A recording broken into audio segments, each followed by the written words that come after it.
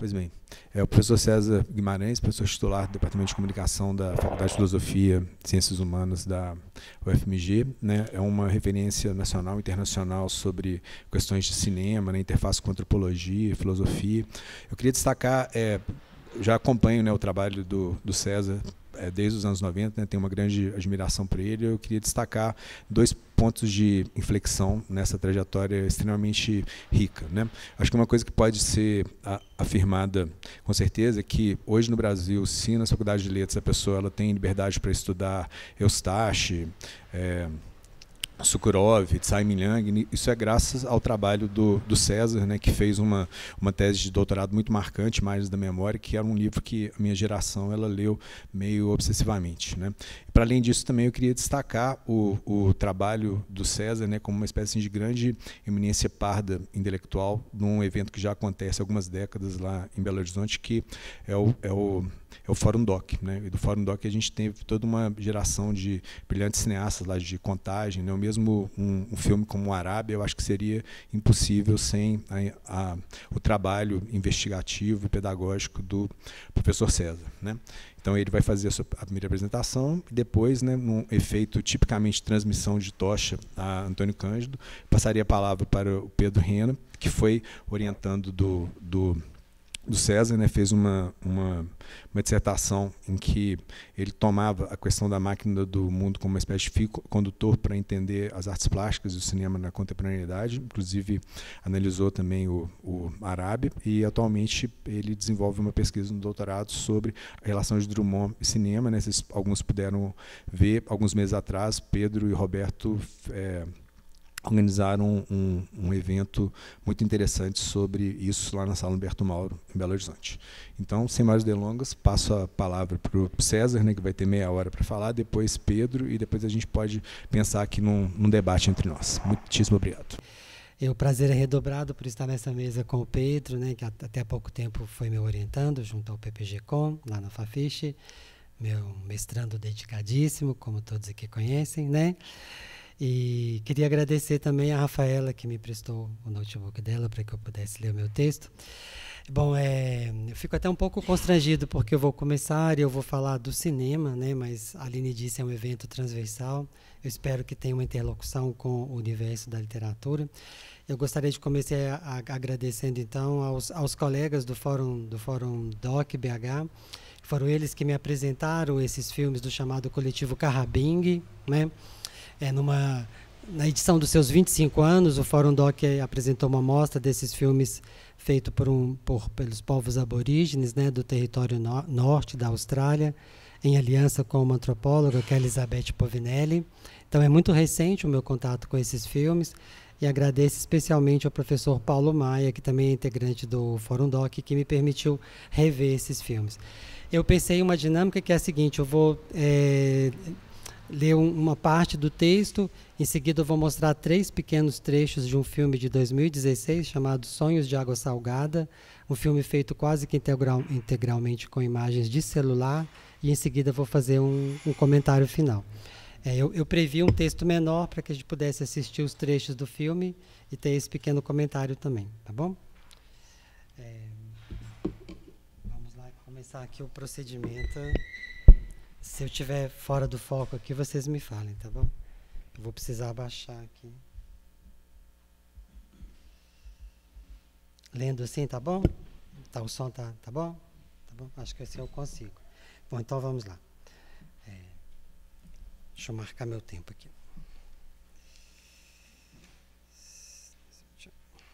Tá bom. Então, procurando estabelecer um diálogo com a proposta do seminário, eu organizei minha apresentação em 4 partes. Na primeira, eu faço 2 breves considerações sobre a caracterização e a conceituação do nosso tempo, chamando a atenção em particular para as mudanças tecnológicas impostas pela força econômica das grandes corporações e que têm uma incidência variada em diferentes escalas sobre o fenômeno ficcional, tanto em sua criação quanto nos seus modos de recepção. Indico também 2 possibilidades de contrariar a temporalidade hegemônica que nos domina. Bom, então na segunda parte, então, eu situo a criação audiovisual do coletivo Carrabing no âmbito das transformações que alcançaram as formas cinematográficas desde o final do século XX, sublinhando a singularidade da sua invenção. E logo depois exibirei 3 trechos desse filme chamado Sonhos de Água Salgada, de 2016. Em seguida, farei livremente um comentário sobre a dimensão processual deste filme, no seu entrelaçamento entre experiência histórica e tempo cosmológico. Então, a primeira parte, como conceituar nosso tempo? Diante da proposição inicial deste seminário, voltado para as tensões e mutações que alcançaram, abre aspas, os processos de regulação simbólica das fronteiras entre real, imaginário e ficcional, gostaria de indicar como modo peculiar e, sobretudo, minoritário de se fazer cinema tem enfrentado as transformações dos, abre aspas, regimes cognitivos de percepção sensorial, fecha aspas, provocados pelas redes de mídia globalizada, segundo a formulação dos organizadores. Dedicada aos filmes realizados pelo coletivo Carrabing, formado por aborígenes da comunidade de Beluém, no território do norte australiano, e pela antropóloga Elizabeth Povinelli, espero que esta apresentação possa contribuir, quem sabe, para uma discussão metateórica em torno da temporalidade como um componente essencial da historicidade do ficcional. Para isso, seria preciso resguardar as diferenças entre as operações expressivas de que se valem a literatura e o cinema na configuração do verossímil e em sua relação com o real, especialmente relevante em se tratando do documentário. Eu gostaria de começar com 2 observações sobre as maneiras de se conceituar o nosso tempo. Como nos alerta Jonathan Crary em 24/7, Capitalismo Tardio e os Fins do Sono, se precisamos cada vez mais avaliar com agudeza como a experiência e a percepção estão sendo intensamente reconfigurados pelos ritmos, velocidades e formas de consumo próprios do capitalismo contemporâneo, necessitamos igualmente de refutar o argumento de que as novas tecnologias da informação e da comunicação teriam suplantado o conjunto inteiro das formas culturais mais antigas. Ao mencionar a crise do observador e da imagem abordados por Jean-Luc Godard em Elogio do Amor, filme de 2006, Crary sublinha que ela tem raízes históricas sobrepostas e não pode ser atribuída unicamente aos efeitos de tecnologias específicas, em que pese o quanto elas comprometeram nossa relação com o passado e com a memória. Uma pequena citação do Crary. Embora imersos em imagens e informações a respeito do passado e suas catástrofes recentes, somos cada vez mais incapazes de lidar com esses vestígios de um modo que nos permitiria superá-los em nome de um futuro compartilhado. Nosso tempo não pode ser simplesmente caracterizado como uma nova era tecnológica, a era digital, porque, diz Crary, tanto as grandes mudanças econômicas quanto os microfenômenos da vida cotidiana são regidos por forças históricas e não por um processo autopoético e auto-organizado. E se essas forças históricas, ao conduzir as mudanças tecnológicas, fizeram do nosso mundo uma terra arrasada, título de outro livro do autor, precisamos buscar os meios e as lutas coletivas que poderiam reencantá-lo, contrariando as religiões do tecnomodernismo e da ciência ocidental, segundo a expressão que ele utiliza. Outra citação. Um mundo animado, como a etimologia sugere, é um mundo que respira, que reúne tudo o que o compõe com a pulsação ritmada de uma alma-mundo. Como nos lembra Bruno Latour, em sua leitura do conceito de Gaia, tal como formulado por James Lovelock, foi a ciência moderna que introduziu o esquema natureza-cultura para caracterizar nossa relação ao mundo, de tal maneira que uma parte dele foi desanimada, isto é, tornada inerte e objetiva, e outra parte foi superanimada, declarada subjetiva, livre e consciente. Jacques Rancière, por sua vez, em um artigo intitulado Em que Tempo Vivemos, afirma que se há um processo global que tende a homogeneizar tanto o tempo coletivo quanto o individual, por deter o monopólio das formas de descrição, do imaginável e do factível, há também, em contraposição, formas artísticas de temporalidades dissensuais, que o filósofo chama de intervalos e interrupções, capazes de escapar às agendas da dominação. Cito um trechinho do Rancière. A emancipação é, de fato, uma forma de inserir tempos diversos nos mesmos tempos. É uma forma de viver como iguais no mundo de desigualdade. As formas de subjetivação por meio das quais indivíduos e grupos se distanciam da coerção do tempo normal são tanto rupturas no tecido sensório da dominação, quanto meios de viver em sua estrutura.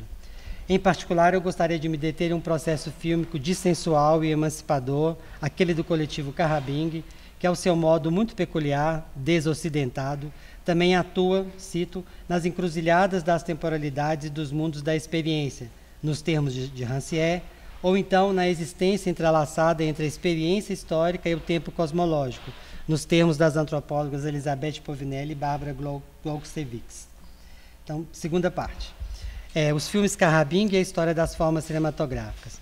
O surgimento de tais filmes, com sua inventividade singular, aparece na ponta mais avançada de um novo momento na história do cinema, ainda na última década do século XX, e se prolonga nas décadas seguintes do século XXI, quando as fronteiras entre ficção e documentário se tornaram ainda mais porosas, como notou Jean-Louis Comolli.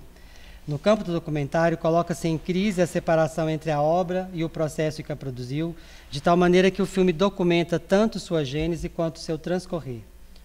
Cito Comolli.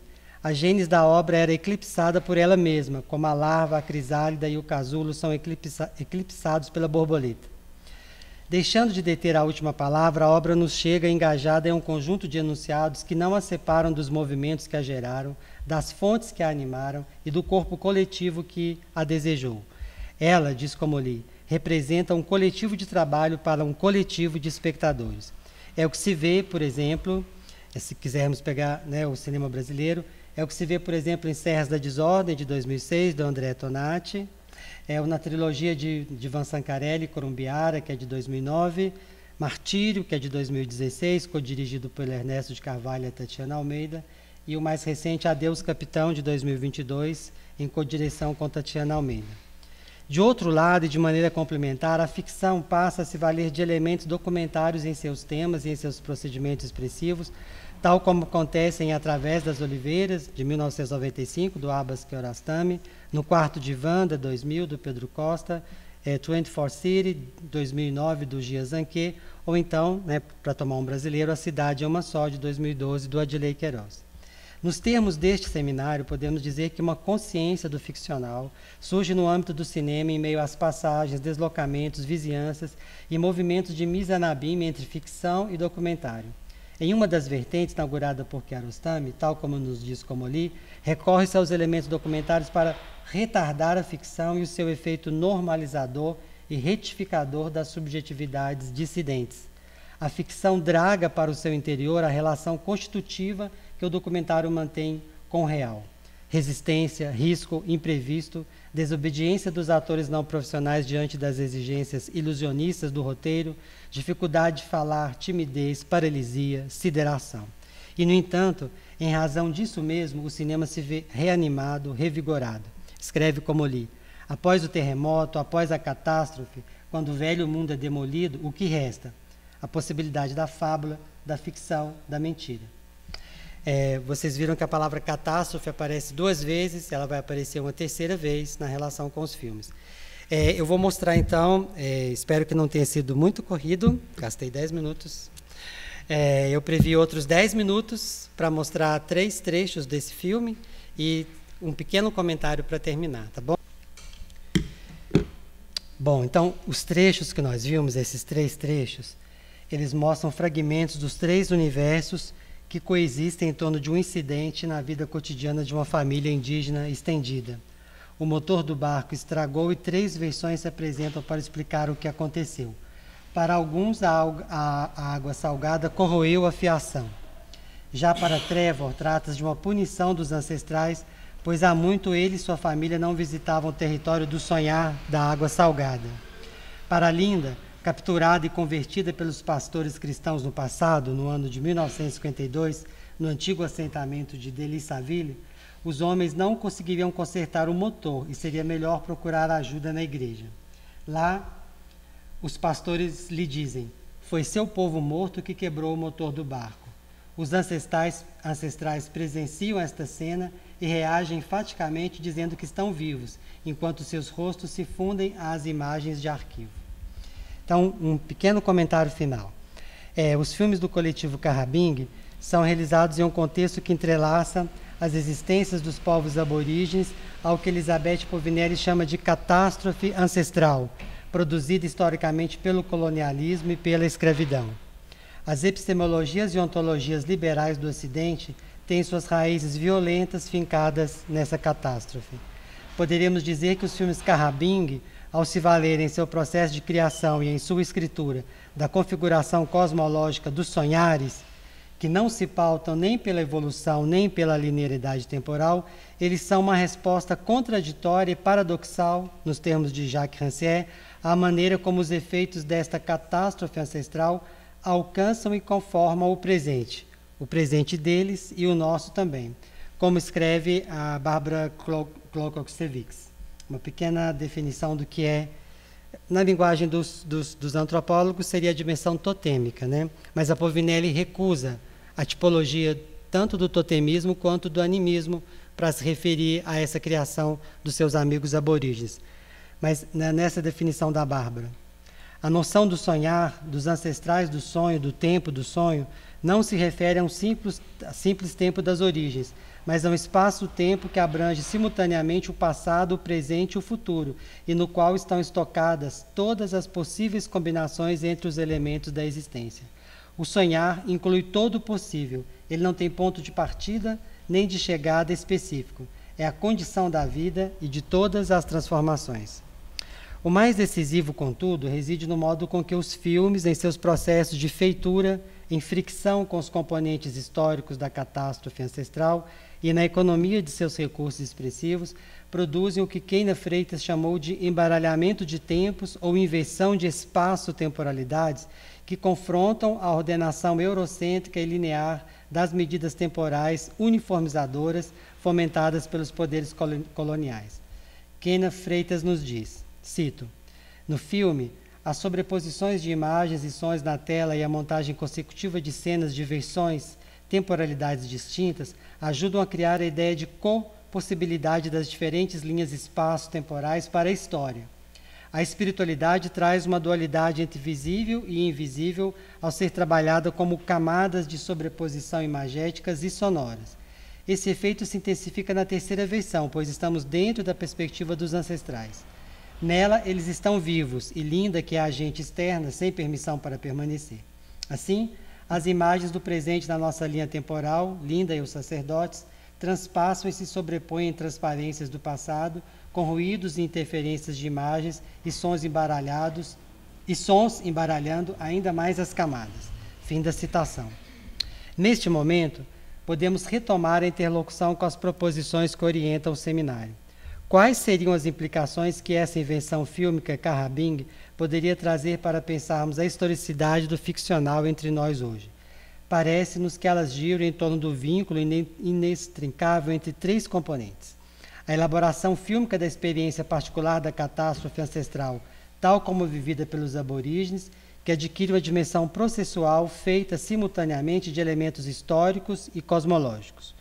O segundo componente seria a escritura fílmica, cuja narrativa é configurada internamente pela temporalidade complexa do sonhar, além de se valer de registros heterogêneos ao mesclar fato e ficção, encenação e registro, rememoração e atualidade. E o terceiro componente seria a recepção, que em geral desorienta o público ocidental, seja em relação aos gêneros, seja em relação à dimensão artística dos filmes. Seguindo a sugestão de Elizabeth Povinelli, poderíamos dizer que trata-se de um deslocamento e de uma reorientação. Os filmes do coletivo Carrabing, tal como ela nos diz, atam a representação estética da existência à sua autogovernança, em meio à violência do capitalismo tardio de ocupação, que avança mais e mais sobre as terras e as vidas das suas amigas e amigos aborígenes. Tais filmes se prestam menos a uma hermenêutica do que a uma pragmática, de tal modo que sua gênese, fazer um filme, se vincula imanentemente a um processo de indagação, à maneira daquela noção de investigação que anima os filósofos pragmatistas, como William James e Charles Sanders Peirce. Poderíamos dizer assim, quais filmes desejamos e podemos fazer diante do que nos acontece? Ou então, na leitura que Povinelli faz, por exemplo, do William James. Ela escreve assim, a questão não é produzir uma ideia que atenda aos critérios de coerência intensiva absoluta, mas produzir uma ideia que tenha importância para uma fração do mundo, que ajude essa fração do mundo a ter importância dali em diante. A questão ética é, para qual fração do mundo desejamos dedicar os nossos esforços de atenção? Será que esse mote encontraria alguma ressonância ou afinidade com a criação literária do nosso tempo, bem como com o pensamento a ela dedicado? É isso. Tá bom? Queria agradecer especialmente ao convite do Roberto Said, que é meu orientador de doutorado, convite da Aline também. No ano passado, eu e Roberto organizamos uma mostra sobre Drummond e o cinema, e um ponto que me chamou muito a atenção, que foram formuladas questões, foi a questão da relação do Drummond com Chaplin. Então, eu desenvolvi uma reflexão aqui para apresentar essas ideias para vocês. E também queria agradecer a oportunidade de estar nessa mesa com César Guimarães, que foi o meu orientador do mestrado, onde essas questões começaram a ser formuladas. E também queria agradecer a presença do Sérgio Alcides, que também foi meu orientador de graduação do bacharelado, e o Drummond sempre esteve presente nessa trajetória. Então, são 3 pesquisadores que eu admiro, que têm a sorte de poderem acompanhar a minha pesquisa. Bom, eu chamei, esse é o cartaz da mostra, né? Imagem do Drummond com Chaplin, e chamei a apresentação de Carlitos, Drummond e Chaplin. Carlos Drummond de Andrade tinha na infância o apelido de Carlito. Carlito era como o poeta Carlos nomeava o personagem Carlitos de Charles Chaplin. Embora Drummond enfatize que Carlito é um personagem múltiplo, ele o nomeia sem o S no final, pois apesar de vários, Carlito é um só. Cito: "Unidade estranha é a tua, em um mundo assim pulverizado", escreve o poeta. Pergunto-me nessa apresentação se haveria entre eles, Drummond e Chaplin, uma forma análoga de se pensar o estatuto da arte e do cinema na década que precedeu a Segunda Guerra Mundial, para além de uma identificação gauche entre a persona poética e o personagem cinematográfico, já notada na melhor fortuna crítica de Drummond. Essa identificação está relacionada à inadaptação social de ambos personagens, Carlos e Carlito. No dicionário Drummond, organizado por Eucanaan Ferraz, Sérgio Alcides destrincha os múltiplos significados da palavra gauche na obra do poeta Itabirano, no verbete que ele dedicou a esse conceito, finalizando com uma citação do poeta: "Que milagre é o homem, que sonho, que sombra, mas existe o homem?" Alcides defronta tal mistério recorrendo justamente a Chaplin. Para Drummond, Carlitos é o homem do povo, sendo também outro Carlos desmazelado, especialista em desastres gauche. É notável que a sensibilidade de Drummond tenha sido formada a partir de sua experiência como espectador de cinema na moderna cidade de Belo Horizonte nos anos de 1920. Quando Drummond entrava na maioridade, Chaplin já era um cineasta mundialmente reconhecido desde que fez seus primeiros filmes na produtora Keystone em 1914. A estreia de Drummond na imprensa belo-horizontina em 1920 aconteceu precisamente com a publicação de uma crônica cinematográfica, só que não era sobre o Chaplin. Ao longo de sua formação como escritor, portanto, enquanto jovem poeta ainda assinava textos com pseudônimos, entre eles o de Camundongo Mickey, foi decisivo o impacto do cinema em seu sentimento do mundo. Praticando a crítica cinematográfica em forma de crônica, Drummond ao mesmo tempo formava sua sensibilidade como formava o gosto do público. O poeta, que fez pouquíssimas viagens ao longo da vida, encontrava na projeção de imagens em movimento sua forma de viajar pelo mundo. Em meados da década de 30, a obra de Drummond, como a de Chaplin, tomou uma posição diante dos acontecimentos políticos ao redor da ascensão do fascismo e da resistência comunista. Nos anos de 1940, os dois artistas ficcionalizaram, poética e cinematograficamente, a história da Segunda Guerra, ambos engajados na luta antinazifascista. Neste período, Drummond escreveu, por exemplo, Carta a Stalingrado, celebrando a vitória dos soviéticos contra os alemães, e Chaplin enfrentou Hitler no filme O Grande Ditador, de 1940. Poderia trocar a imagem, por favor, Cláudio?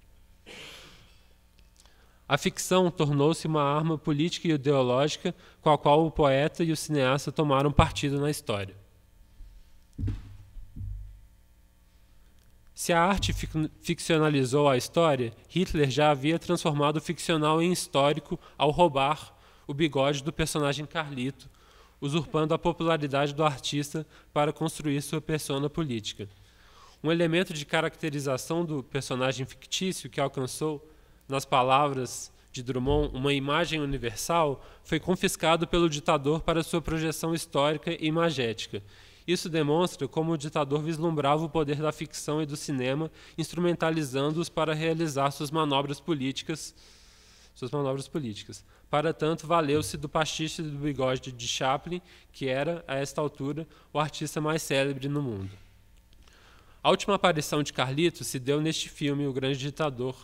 E em 1944, ao receber a notícia de que Chaplin abandonaria o personagem, Drummond escreveu a crônica Defesa de Carlito, dizendo que Chaplin foi plagiado, cito, por um pintor sinistro, que soltava gritos histéricos e acabou embrulhado numa história de dominação do mundo. Por sinal que Carlito percebeu isto e, por sua vez, imitou o pintor numa interpretação maravilhosa que era como a luta de uma personagem autêntica contra a sua contrafacção tendenciosa. Então essa é uma crônica do Drummond de 1944, que está publicada, vai ser publicada em um livro organizado pelo Augusto Massi, e ela está disponível na tese de doutorado do Marcos Alconchel, da USP, chamada Defesa de Carlito. Paradoxalmente, o personagem ficcional, neste caso, é mais autêntico do que o personagem histórico. Chaplin anunciou a morte de Carlito quando se preparava para encenar o personagem Verdu, um típico barba azul, que por sinal era também um dos pseudônimos de Drummond. O filme se passa no final dos anos de 1920, agora o Messias Verdu, e conta a história de um bancário que ficou desempregado após a crise de 29. Pode passar, por favor? Mais uma? Isso, Monsieur Verdu. Para sustentar sua pobre família, ele assassinava mulheres ricas e roubava-lhes a fortuna. Após a derrota do nazismo na guerra, Chaplin filmou um enredo sugerido por Orson Welles, usando, desta vez, imagens documentais de Hitler e Mussolini, traçando assim uma genealogia que esboça uma linha de continuidade entre a crise econômica ao extermínio em massa. Depois que os ditadores morreram, suas imagens ressurgiam fantasticamente, apresentando uma explicação histórica em que a fabulação ficcional se vinculava à crueldade do real. Drummond conclamou para que Chaplin não liquidasse Carlito. Então esse é o personagem que o Chaplin faz em 1947. O filme seguinte é O Grande Ditador, e é nesse momento que ele abandona o personagem do Carlito.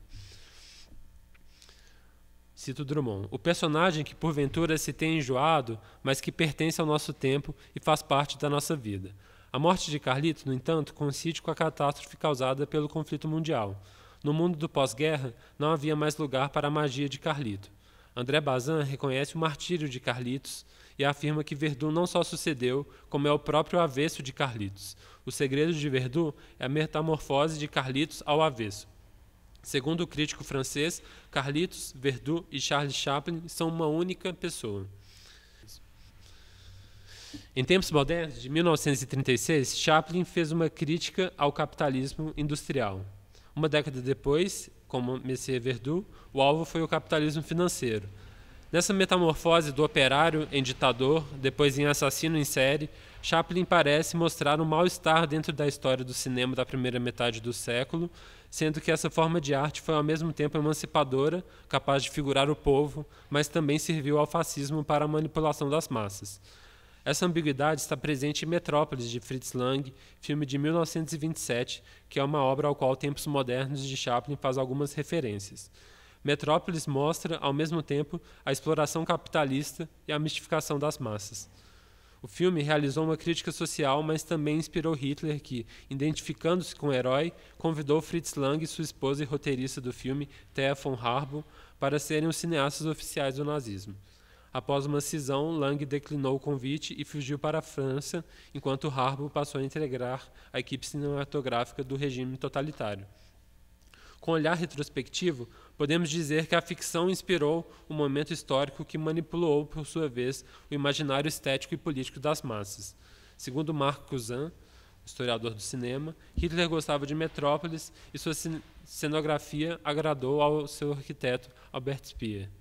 Eucanaã Ferraz faz uma aproximação de Metrópolis com o poema Nosso Tempo, de Drummond, que, ao lado do Canto ao Homem do Povo Charles Chaplin, é considerado o texto mais anticapitalista de A Rosa do Povo. Cito Eucanaã: A metrópole criada por Fritz Lang, problemática, labiríntica, monumental, avassaladora, concentra todos os contrários, exatamente como a cidade de nosso tempo. Drummond finaliza o painel da metrópole moderna da seguinte forma: o poeta declina de toda responsabilidade na marcha do mundo capitalista e com suas palavras, intuições, símbolos e outras armas promete ajudar a destruí-lo como uma pedreira, uma floresta, um verme. O ano da estreia do filme Metrópolis, 1927, é também o ano do começo do cinema sonoro. Carlito fenece gradualmente com a ascensão do cinema falado, que se estabeleceu hegemonicamente na década de 1930. Chaplin julgava que, se o seu personagem começasse a falar, ele perderia sua universalidade. Na época do cinema mudo, Carlito era capaz de falar, através dos gestos, nas palavras de Drummond, a chinês, a maranhense, a russo, a negro, sendo um só de todos, sem palavras, sem filtro, como escreve Drummond. Fazendo coro ao poeta mineiro, Mário de Andrade escreveu em 1942 que Carlito é a humanidade, somos nós todos. Se Carlito desapareceu depois da Segunda Guerra, talvez um pouco da humanidade tenha desaparecido com ele. A década de 1930 foi também a era de ouro do rádio, veículo de comunicação de massa em que Hitler pronunciava seus discursos.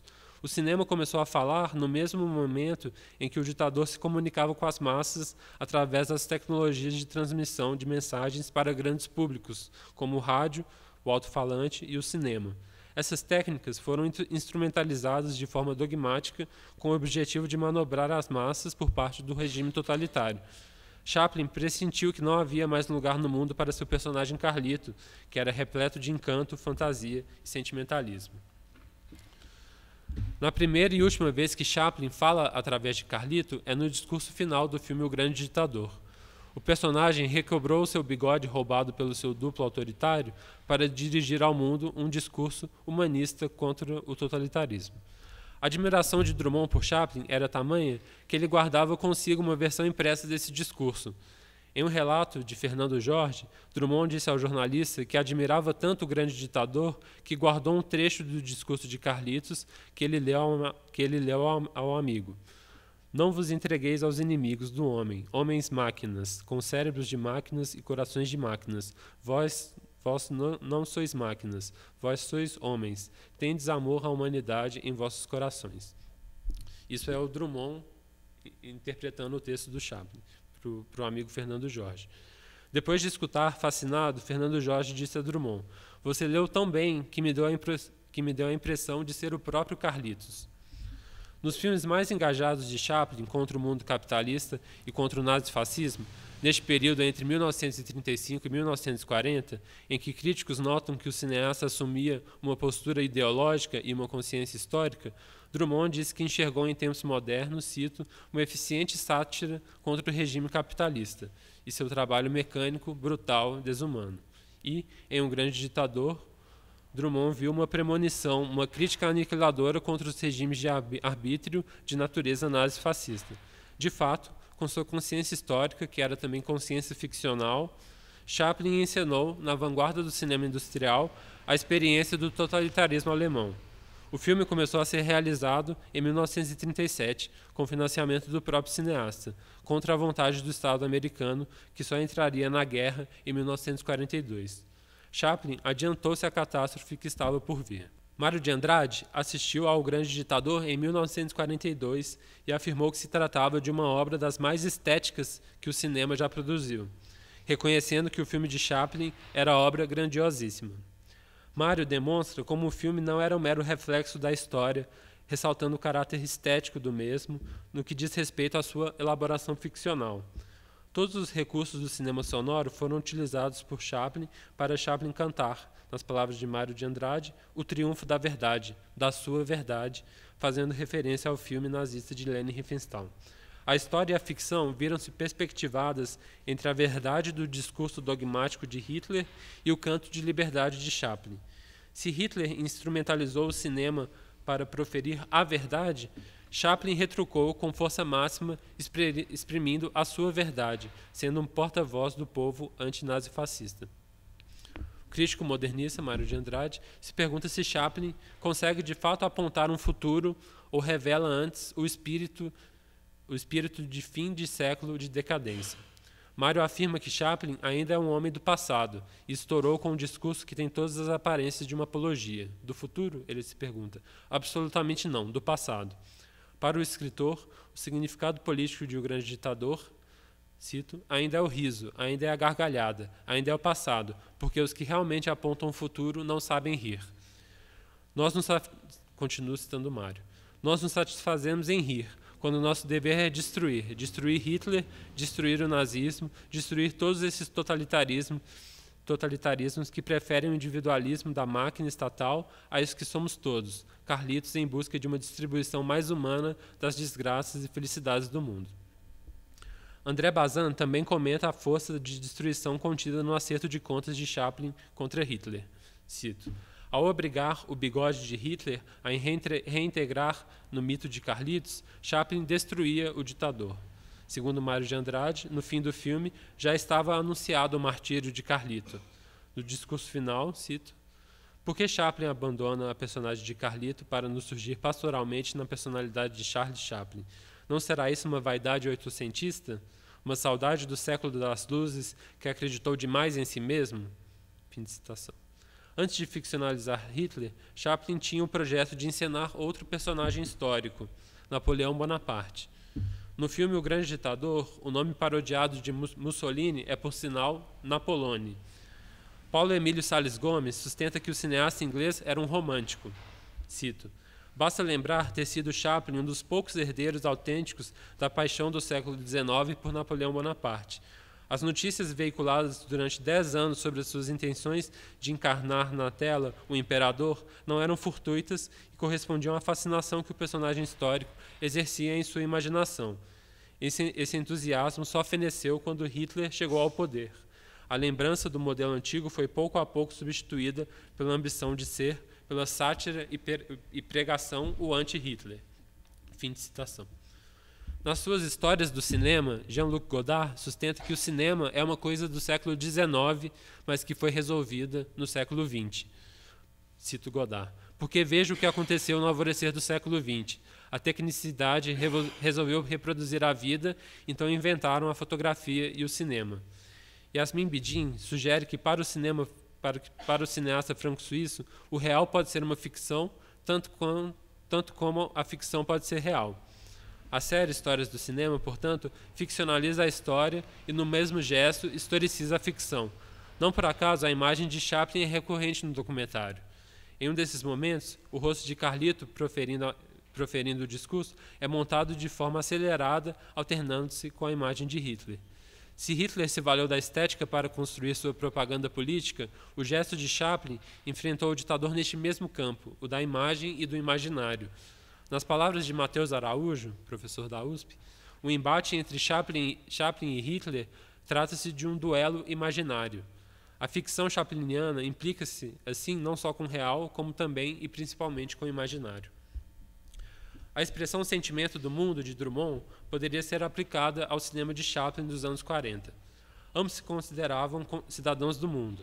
Acompanhando a cinematografia de Chaplin, Drummond fazia um procedimento análogo em sua poesia.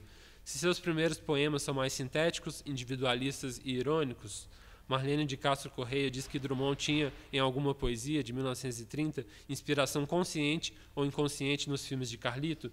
No livro Sentimento do Mundo, de 1940, o lirismo se expande, o tom se agrava, a poesia recobra-se, assim como em Chaplin, de historicidade e discursividade. Alcides Vilaça nota que o livro de 1940 é composto por versos mais longos, poemas mais desenvolvidos, períodos mais extensos. Desde Luzes da Cidade, de 1931, um filme silencioso de Chaplin realizado quando o cinema sonoro já havia se consolidado, o discurso político partidário aparece como significante esvaziado de sentido por parte dos governantes. Enquanto eles inauguram uma estátua em nome de paz e prosperidade, em plena depressão econômica, a voz é transformada em ruído desprovido de significado. Quando o pano da estátua é retirado, vemos o vagabundo Carlito dormindo nela, dando a ver que o monumento abriga sua contradição. O discurso proclama a prosperidade, enquanto a pobreza e a desigualdade fazem-se ver no mesmo enquadramento. Chaplin coloca em cena o realismo defendido por André Bazin, segundo o qual a mise-en-scène dá a ver a ambiguidade do real, pois no mesmo plano os políticos, os governantes, dizem a verdade e o personagem mostra a sua negação. Quando Carlito está no centro do acontecimento histórico e político, seu corpo instaura a desordem. Comentando essa cena no poema Canto ao Homem do Povo Charlie Chaplin, Drummond escreve: bem sei que o discurso, acalanto burguês, não te envaidece. Costumas dormir enquanto os veementes inauguram estátua. Na referida crônica de Drummond, de 1944, intitulada Defesa de Carlito, há uma nota sobre o riso diante de situações históricas graves, porque Carlito conseguiu vencer Bergson, desmentindo a teoria de que o cômico, para produzir todo o seu efeito, exige uma espécie de anestesia momentânea do coração. E aqui eu estou citando Drummond. Dirigindo-se à inteligência pura, sua comédia é puro e transbordante coração. No final da década de 1920, em seu texto dedicado ao filme O Circo, de Chaplin, Walter Benjamin notou que em seus filmes o cineasta se dirigiu ao afeto ao mesmo tempo mais internacional e revolucionário das massas, o riso. Dirigindo-se à massa, Chaplin apresenta-se como um homem do povo, capaz de liderar provisoriamente uma multidão de trabalhadores no filme Tempos Modernos, que é aquela imagem que a gente viu anteriormente. Chaplin se vale da indústria cinematográfica para atingir um vasto número de espectadores que se identificam com a figura do proletário e do pobre, como encenado em diversos filmes. Em um texto breve de Glauber Rocha dedicado a Chaplin, há duas citações do poema de Drummond. Para o cineasta baiano, Carlito iluminou o século XX porque nele o povo se fez imagem. O cinema de Chaplin e a poesia de Drummond têm um traço político análogo, que é a mirada do homem comum. No canto que o poeta dirige ao cineasta, ele sustenta que sua saudação, cito, é de homens comuns numa cidade comum. Silviano Santiago afirma que Drummond ressalta, cito, a intensidade e a importância da experiência do homem comum na construção de um mundo mais justo e mais digno. João Dumans, por sua vez, afirma que em Chaplin a atenção estética está voltada às questões, cito, humanas e sociais, aliadas ao humor e a uma capacidade de síntese espantosa para expressá-las, sendo ele um poeta da vida do homem comum, em que a necessidade de solidariedade entre os homens se faz presente contra todo tipo de opressão e de exploração social. Em sua palestra na mostra Drummond e o Cinema, Eucanaan Ferraz diz que a grande questão de Chaplin é também a grande questão de Drummond. Cito, a vontade de aderir, de estar ao lado, de pôr-se ao lado, o desejo de adesão ao outro sem voz, que a máquina da economia e da luta de classes não dá chance. Para José Miguel Wisnik, a poesia de Drummond nos anos 40 é empenhada em contribuir para a criação da instância povo. O crítico faz uma distinção entre os três tipos de coletividades que se apresentam na cidade moderna no século XX: multidão, massa e povo. A multidão, para ele, é a explosão das diferenças que a metrópole promove. Já a massa é a coletividade arregimentada, manobrada por projetos ideológicos ou uniformizada pelo consumo. O povo, por sua vez, é a multidão organizada, mas não homogeneizada por um padrão ideológico ou consumista. Uma coletividade, portanto, que detém uma voz. Na sua aposta político-utópica dos anos 40, Drummond encontra na figura de Carlito justamente o homem do povo, que encerra com chave de ouro seu livro A Rosa do Povo. Wisnik diz também que este livro se encontra entre duas importantes máquinas da poesia drummondiana, a grande máquina capitalista, do poema Elegia, 1938, e a Máquina do Mundo, de 1949. Entre essas duas máquinas está justamente Carlito, que literalmente entra dentro da máquina, sabotando seu funcionamento e criticando toda a lógica mecanicista da sociedade capitalista. Carlito encena com humor uma complexa discussão teórica que atravessa a filosofia política do século XX, a maquinação do mundo. Com isso, Chaplin alcançou o que Marlene de Castro Correia sugere que Drummond também atingiu, uma dicção, cito, que concilie alto teor poético e força comunicativa, uma arte que seja reflexiva, mantendo sua acessibilidade, a universalidade e o poder de comunicação. Tanto Drummond como Chaplin fazem arte com forte apelo ao sentimento e à emoção. Drummond, no entanto, não é romântico e sentimentalista como Chaplin. Comentando sobre a elaboração do seu poema Canto ao Homem do Povo Charlie Chaplin, Drummond diz o seguinte, cito, não costumo escrever sem emoção. Podem achar que a minha poesia é demasiado fácil, demasiado assim lacrimogênea. Eu produzo emoção, eu quero comover, mas a realidade é que não sei fazer poesia pensada, não tenho capacidade para isso. O predomínio do sentimento sobre o intelecto é também um traço da poética de Chaplin, nas palavras do próprio cineasta. Cito: a intelectualização pouco tem a ver com a representação e quem se prende a isso pode cair na aridez dogmática. A maneira mais simples de abordar um assunto é sempre a melhor. Chaplin se pergunta, e aqui me encaminho para o final, de que ponto de vista devia um autor escrever? Do intelectual ou do emocional? Creio, diz Chaplin, que, antes de tudo, do ponto de vista do sentimento, que interessa mais na arte do que as especulações de ordem intelectual. Para Chaplin, o artista precisa falar as emoções. Naturalmente, o intelecto também participa, nas palavras dele, mas secundariamente. Fazer arte, para Chaplin, requer empatia, um sentimento que penetra nas coisas. Alguém deve ser capaz de sentir-se um leão ou uma águia, ou também de aprender a alma de um personagem instintivamente a ponto de saber, em qualquer circunstância, quais seriam as suas reações. Chaplin prossegue: o que a representação requer não é senão sentimento. Afinal, representar é fingir ser outra pessoa. A ficção foi a fonte para a perversão da figura de Carlito por Hitler. Carlito, por fim, fingiu ser Hitler e enteou um discurso democrático, liberal, humanista e antinazista, repleto de patos e sentimentalismo para enfrentar o grande ditador, emocionando os personagens que escutam o discurso pelo rádio, assim como o público. Quando Drummond se exalta para celebrar a vitória de Stalingrado, ele o faz com o intelecto. Cito: penso na vitória das cidades, mas principalmente com o sentimento, que acaba por humanizar a cidade. Cito: sinto-te como uma criatura humana, e que és tu, Stalingrado, se não isto? Em contraste com o tom menor de Chaplin, que Drummond adorava, o tom grandioso de Griffith e Eisenstein o incomodava. Drummond escreve que Intolerância, filme de Griffith de 1916, cito: é grandioso demais para a minúscula visão minha da história. Anotando suas impressões sobre o filme Ivan o Terrível, de Eisenstein, Drummond escreveu em 1947 que não voltaríamos ao cinema se todos os filmes fossem assim grandiosos.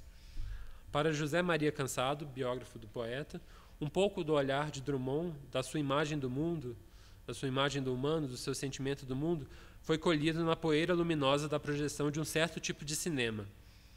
Cito: não o estilo portentoso, mega, pretensamente total de Griffith e Eisenstein, pois Drummond já tinha escolhido, nas palavras de Cansado, naquele momento, nos anos 1920, um personagem cuja trajetória ele acompanharia durante quase todo o século e se tornaria a figura mais comoventemente mitológica do nosso tempo, o Carlitos, de Charlie Chaplin. Muito obrigado.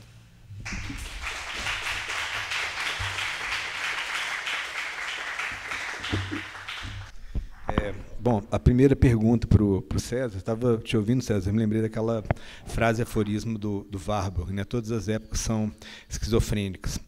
E é muito interessante no seu texto quando você faz uma genealogia, uma problematização dessa dicotomia ocidental por excelência, que é o sujeito e objeto, né? Me lembra um pouco do primeiro parágrafo de Teoria do Romance do Lukács, quando ele faz referência ao mapa das estrelas, né? O mapa do caminho dos homens. Mas acho que a gente pode pensar também no próprio discurso da lírica, né, como uma espécie de sobrevida disso, né? Se a gente pega assim, de Dante a Paul de Man, tem essa ideia da figura central da lírica como sendo a prosopopeia, né? Tem uma hora também no filme que a pessoa fala que o lugar fala com ela, né? Então o lugar ele tem essa característica responsiva. Um outro ponto também que eu acho muito interessante é essa disputa de versões na hora que a narrativa trava, né? Então o motor ele para de funcionar, né? Então você tem várias versões a respeito daquilo, mas a meu ver não se trata mais assim de um conflito epistemológico, é de um conflito ontológico, né? Porque você tem na verdade uma espécie de uma disputa de mundos, né? Não é simplesmente pessoas que estão vendo uma realidade de maneiras distintas, né? Mas acho que mundos que entram em colisão, né? Então assim, pegando um pouco carona no que você falou da minha apresentação, né? Você agora invertendo a transmissão de tocha, que agora você está aprendendo com seus orientandos, né? O que você acha que a gente pode aprender com os não ocidentais, da nossa barbárie civilização ocidental? Já vai responder? Então vou fazer a pergunta para o Pedro, aí o César desculpa, Pedro. Aí o César responde, depois eu passo para o Pedro, que acho que tem também uma conexão interessante. Pedro, quando eu estava te ouvindo falar, eu lembrei de uma piada que costumava circular lá no ambiente do Alden, em Oxford, né, que falava que os jovens de 20 anos eles liam The Wasteland do Eliot e iam se alistar no Partido Comunista. Né? Eu acho que quando você fala da trajetória do Drummond, principalmente quando você fala da transição do Chaplin para o Messier Verdoux, é muito interessante o fato assim, de você ter a crise de 29 como um ponto de inflexão decisivo. Eu me lembrei também outro dia de uma live do Yannis Varoufakis com a Naomi Klein, que ele fala que ele, assim, um trabalho meio monástico que ele fez, né, ele leu todos os textos do Goebbels nos anos 30. Ele falava que os textos eles todos tinham 500 palavras e eles seguiam mais ou menos a mesma estrutura. Nas 250 primeiras palavras você tinha uma análise de conjuntura que ela era brilhante. Aí quando chegava na 251 falava, precisamos matar os judeus. Né? Mas um ponto que eu acho que converge com o livro da Naomi Klein, que eu estou implicitamente citando aqui, uma coisa meio socrática, que eu acho que a Naomi Klein tem, é essa ideia assim, de que você consegue encontrar uma espécie assim, de zona de interseção entre coisas que aparentemente estão completamente distantes. Né? Então você tem um serial killer, que é como se fosse o duplo, né, o doppelganger do personagem do Carlito. Né? Agora tem uma hora também que você fala, e aí acho que o César também pode nos ajudar, né, desse grande corte que acontece no cinema do pós-guerra. A gente tem um texto que eu sei que o César adora, do Sérgio Daney, que fala sobre o segredo atrás da porta, e a gente pode pensar também na própria questão da crise da imagem em ação, né, que é o grande fio condutor, né, dos livros de Deleuze, Imagem, Tempo, Imagem, Movimento. Então, eu fico pensando assim, numa espécie assim, de incomensurabilidade entre o grande e o pequeno. Eu me lembrei também de uma cena de um livro de um escritor contemporâneo americano que a gente gosta muito, que é o Richard Powers. É o livro dele, O Dilema do Prisioneiro, acho que não foi traduzido no Brasil ainda, mas o personagem principal é um cara que está lutando na Segunda Guerra, ele está em Los Alamos, e aí ele vê o primeiro teste nuclear. Sabe? E nessa hora ele meio que chega à conclusão assim, agora a gente não faz mais diferença. Né? Então, assim, como que você vai fazer essa conexão do grande e do pequeno? Né? E você acha, então, que essa mudança do Carlito para o Messier Verdoux estaria ligada à própria crise da imagem em ação?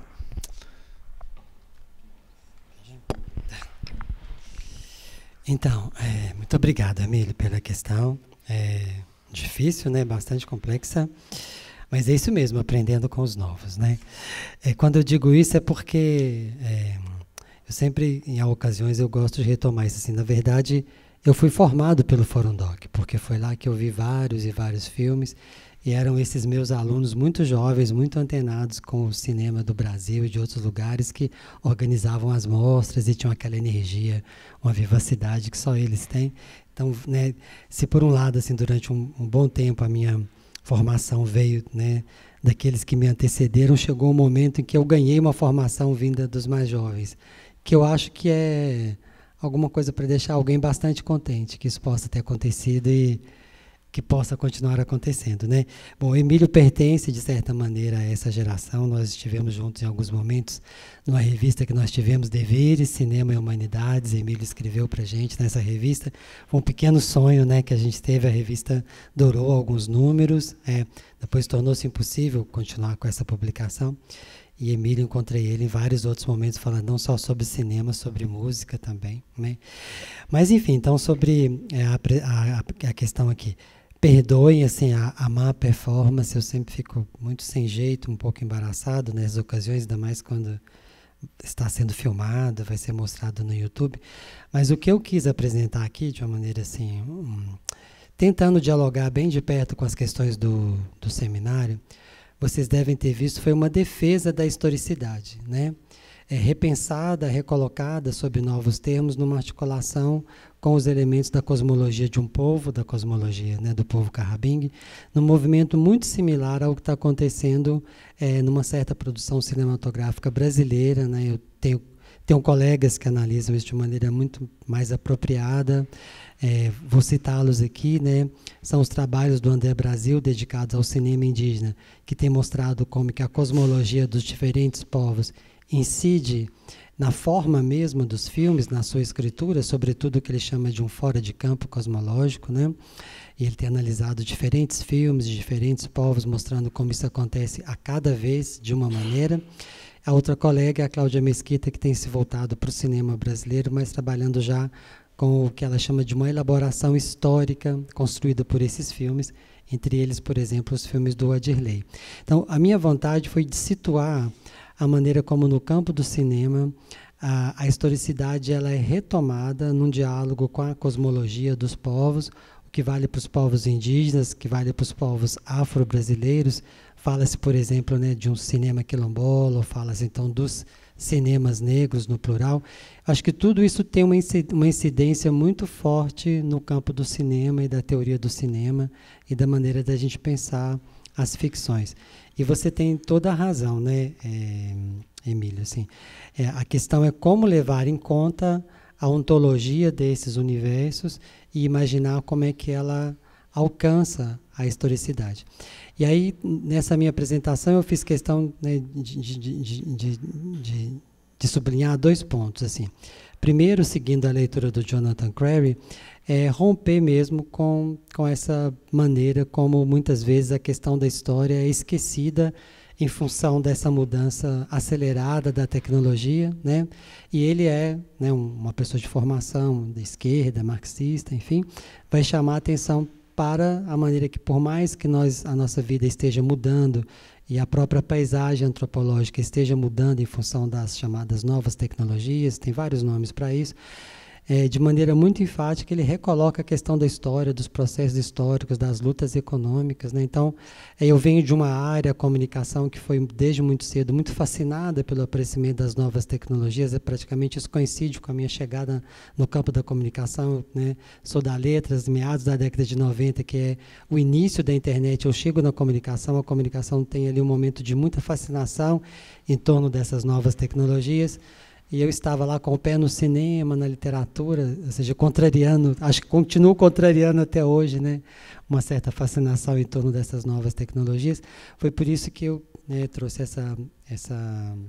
esses textos, que são textos de intervenção do Jonathan Crary. Esses 2 livros são textos de intervenção. Eu próprio quis um pouco que a minha apresentação também tivesse mais esse caráter de uma modesta intervenção. Então, há essa defesa da historicidade nesses termos, mas pensando em também fazer uma crítica dessa historicidade tal como ela foi pensada, concebida, né, no mundo ocidental. É por isso que entram esses elementos da cosmologia de outros povos nessa leitura que a Povinelli faz, mas ela também é uma antropóloga, né, e é uma cineasta interessada em não ceder também, às vezes, a essa configuração que perde um pouco de vista a questão histórica em torno do que se chama o antropoceno, né?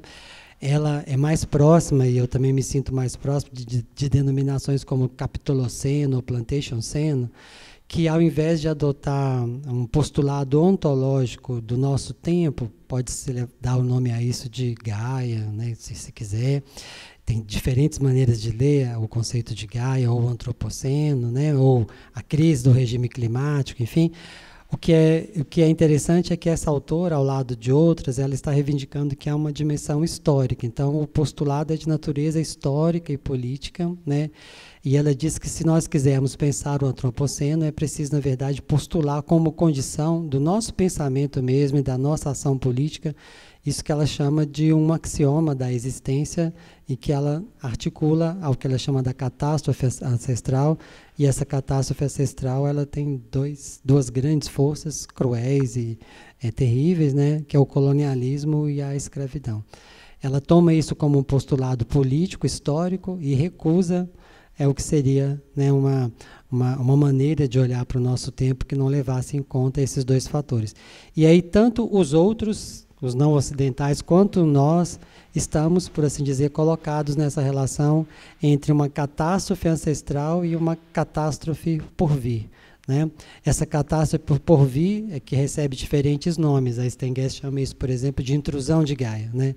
Lá no livro do James Lovelock é a vingança de Gaia, né? Fizemos coisas demais, ofendemos a Terra e ela está se vingando. A Stengers diz que essa é uma figura psicológica. Ela prefere retomar essa ideia de uma intrusão da Gaia, que você sabe, né, não é uma deusa, é anterior ao aparecimento dos deuses, uma força terrível, uma espécie de mãe terrível, né? Em tudo o oposto da ideia de uma mãe terra, por exemplo, né, mas já é uma outra formulação. E aí a minha ideia era tentar mostrar, para concluir, desculpe esse percurso muito longo, Emílio, é como é que há um cinema, um certo tipo de cinema, né? Eu acho que podemos tomar os exemplos do próprio Brasil, dos cinemas indígenas, dos cinemas quilombolas, mas eu escolhi esse universo por causa também dessa reflexão que a Povinelli está fazendo, que esse cinema seria uma espécie de uma nova resposta do ficcional para o nosso tempo, né? E nessa nova resposta do ficcional, me parece, eu acho que, né, espero muito ouvir vocês, assim, espero que isso também não seja uma heresia, é que a entrada em cena de filmes, de obras, que se valem da cosmologia como elementos estruturantes, tanto do seu próprio processo, quanto da sua própria escritura, vem reconfigurar a relação que nós mantemos com a historicidade. Mesmo que essa historicidade seja pensada no campo das esquerdas, no campo mais avançado da maneira como a gente colocou, desde Marx, Benjamin, a questão da historicidade, me parece que há uma necessidade hoje que pode ser pensada, inclusive, do ponto de vista da experiência social brasileira, de como é que esse entrelaçamento entre experiência histórica e cosmologia reconfigura a maneira como a historicidade, por sua vez, desenha os elementos ficcionais. Essa seria a primeira resposta, né, Emílio? E você tem toda a razão, assim, com relação ao filme, realmente não é um conflito de versões, né, mas o filme, isso também é uma figura nova para a nossa historicidade. Como é que seria possível a coexistência, ou que os filósofos, os lógicos chamam de uma copossibilidade dessas temporalidades?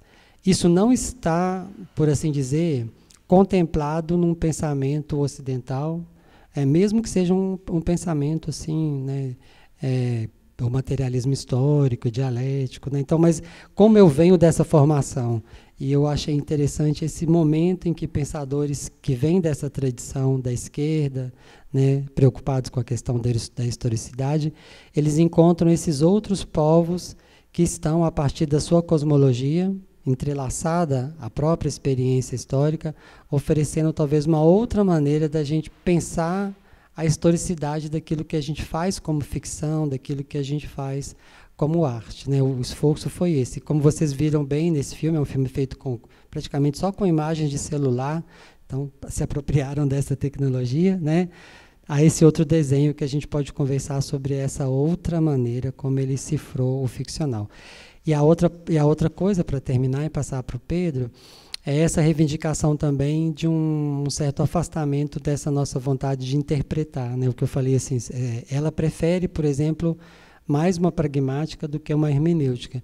Trata-se menos de decifrar os signos desse filme e muito mais tentar compreender, como o Lee já tinha dito em outros contextos, meados da década de 2000, 2010 e pouco, essa outra maneira de fazer os filmes, que não é uma instrumentalização do cinema de forma alguma, mas é uma compreensão pragmática das imagens, ou seja, como é que se faz os filmes e como é que eles estão configurando um novo público, novas formas de recepção.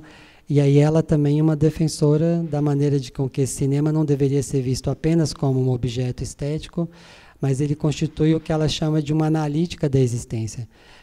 É um termo, não deve parecer um termo pomposo, porque os chamados cinemas indígenas, cinemas negros no Brasil estão exatamente fazendo isso. Eles estão inventando novas formas de subjetivação para aqueles que fazem os filmes e para aqueles que recebem os filmes. Isso tem tanto a ver com o universo deles mesmos, mas também tem a ver com a nossa própria recepção, que pode reencontrar um certo outro lugar quando nós assistimos esses filmes. Digamos que essa era uma maneira, como eu imaginei, que talvez essa discussão, embora centrada no universo do cinema, ela encontraria em vocês os interlocutores no campo da literatura. Obrigado, Emílio, pela questão. Eu pego um gancho nessa questão das novas tecnologias, porque o cinema nasce em 1895 com os irmãos Lumière, que é essa vertente documental, né? E que o Chaplin retoma, né, essa questão dos operários no filme Tempos Modernos. E o Drummond nasce em 1902, então o Drummond é um contemporâneo do surgimento do cinema, né? Então ele é um escritor que nasce enquanto essa técnica está sendo criada também, né? Então o Drummond assiste as primeiras imagens em 1911, quando ele tinha 8 anos, né?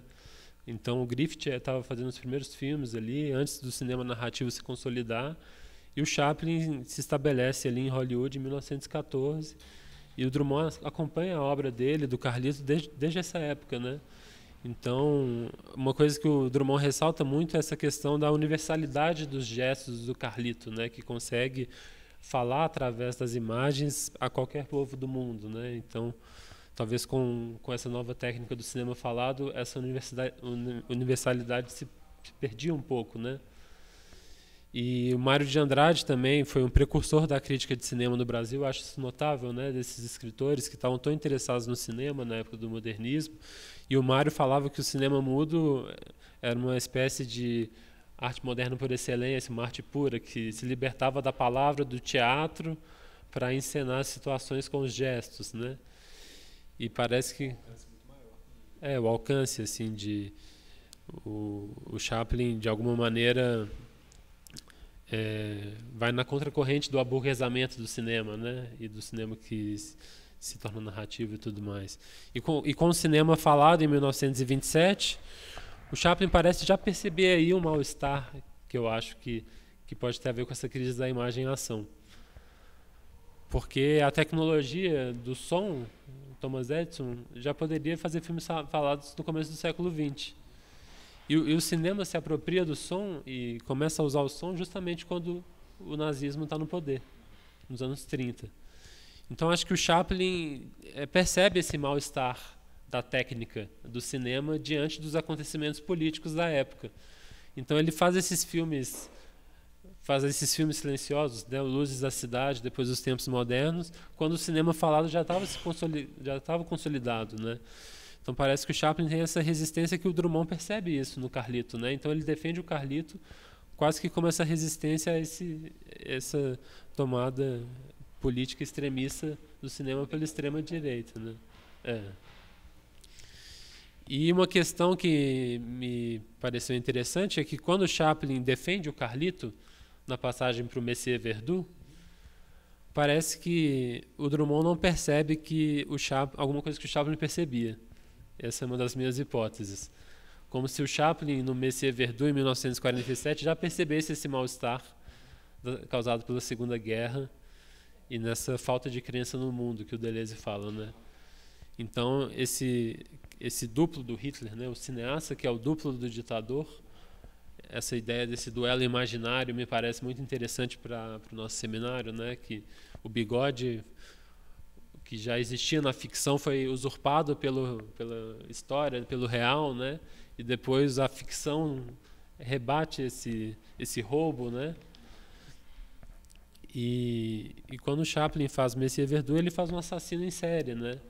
Então essa pureza desse personagem cheio de encanto, de magia, de sentimentalismo, parece não ter mais lugar nesse mundo, né? E parece que o cinema participou um pouco dessa construção desse mal-estar, né? Então isso foi uma coisa que estava muito presente na mostra e que eu quis desdobrar aqui. E o Drummond fala que o Chaplin é um imenso poeta da cena muda, né? Porque enquanto ele gosta desse tom menor do Chaplin, né, que isso que você falou do pequeno e do grande, o Chaplin consegue fazer um filme histórico e fazer uma paródia em tom menor, eu acho. E como é que você pensa a relação com o Napoleão, que seria a encarnação da agência burguesa? A relação com o Napoleão? Que seria exatamente a encarnação da agência burguesa, né? Eu lembro de uma passagem do Vitor Lisboa, Consciência Dizendo, que ele fala assim, toda essa Estado burguesa tem lá o seu gosto. Eu queria que você falasse um pouco da relação com o Napoleão Bonaparte, que seria exatamente a encarnação da agência burguesa. Eu lembro de uma passagem do Consciência Dizendo, do Svevo, que ele fala que toda casa burguesa tem um bustozinho do Napoleão. Bom, eu teria que pensar mais para responder isso, mas eu acho que no Histórias do Cinema o nome do Napoleão aparece algumas vezes, do Godard, né? E tem uma passagem que o Godard fala que Hitchcock triunfou onde Napoleão e Hitler fracassaram em tomar o controle do universo. Então então esse duplo sentido de como o Godard vê o cinema, que ao mesmo tempo esse mistério, né, e esse controle que os cineastas têm sobre a história, mas ao mesmo tempo como o fascismo se apropria dessas técnicas para criar essas mensagens dogmáticas que excluem o espectador do sentido do filme, né? E nesse Verdun é uma espécie de dever máquina, né? Por fato de ser serial killer.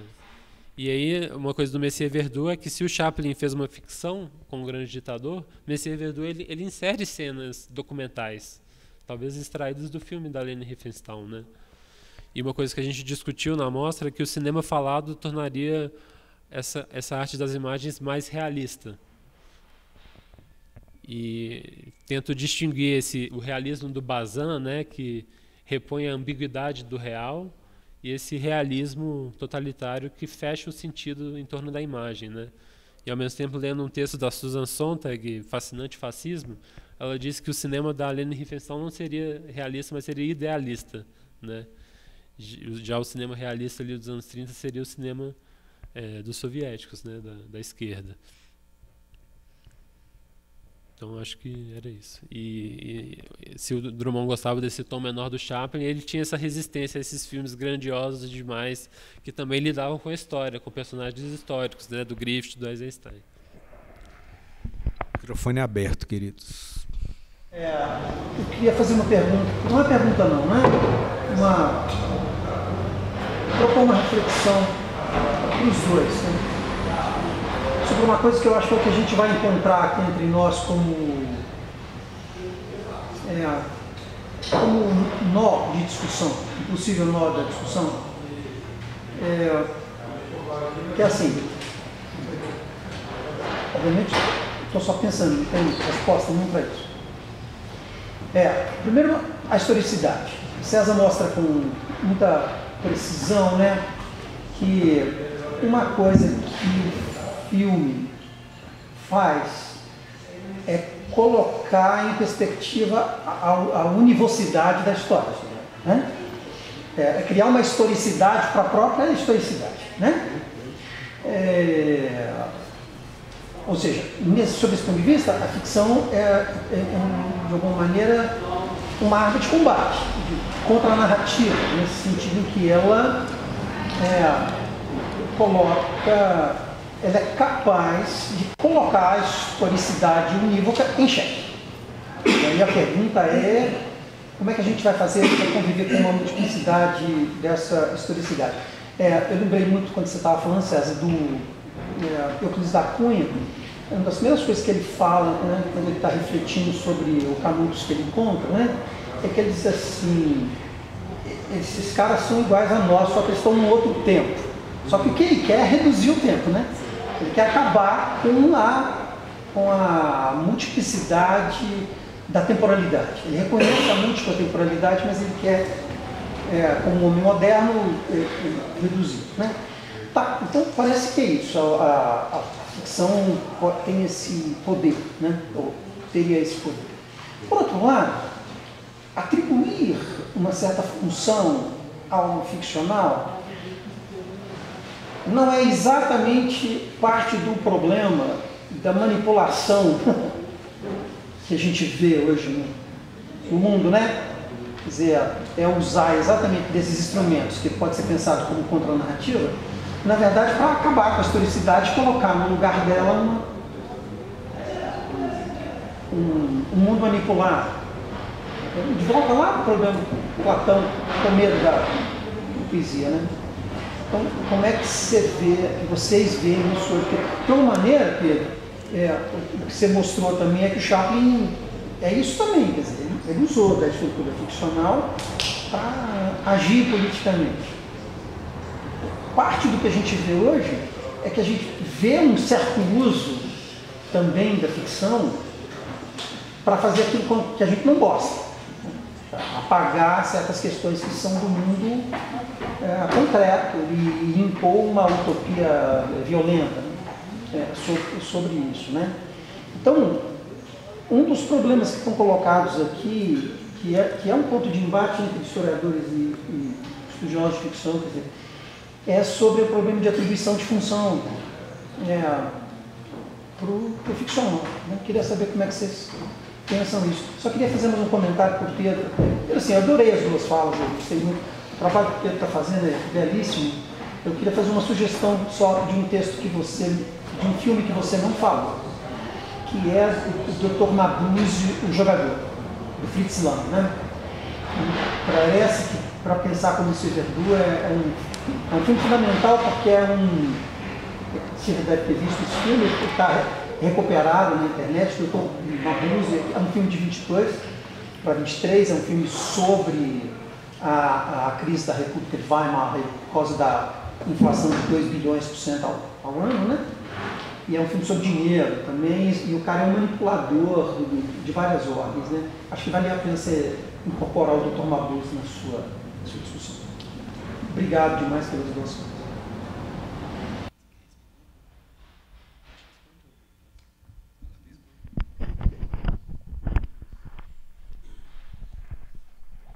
Obrigado, Marcos, pela indicação do filme e pelo comentário.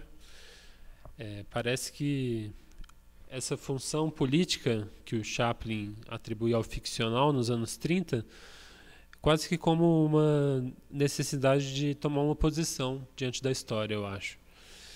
E é uma função crítica e autorreflexiva, porque ele faz um uso do cinema sonoro sem se render ao discurso falado, né? Então, acho que tem essa questão fundamental. E quando ele se dirige ao Hitler fazendo essa crítica, ele usa do mesmo instrumento também, né, que é o cinema falado, e entoa esse discurso que nas palavras do Bazin e do Mário de Andrade, destrói o ditador, né?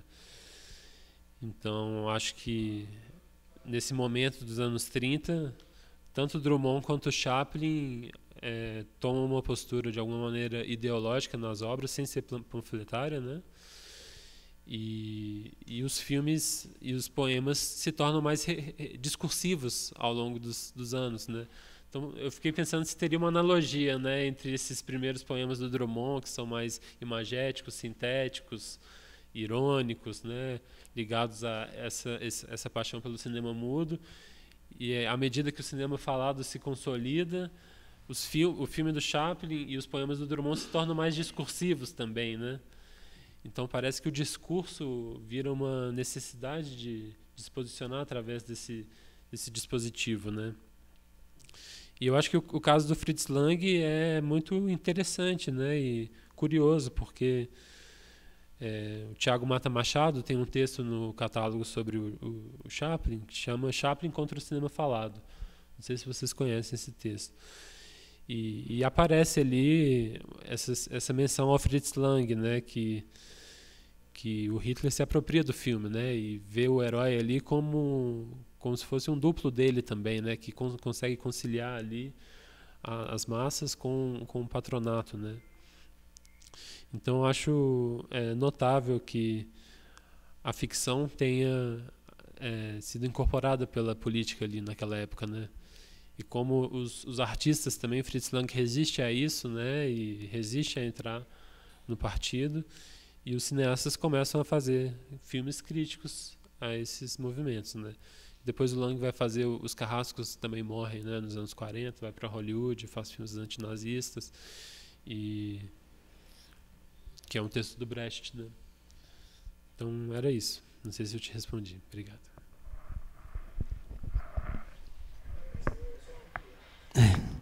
Marcos, muito obrigado pela pergunta. Você viu bem, eu acho que é isso mesmo, né? É como abrir a historicidade, a pluralidade dos modos de existência e a multiplicidade das linhas temporais.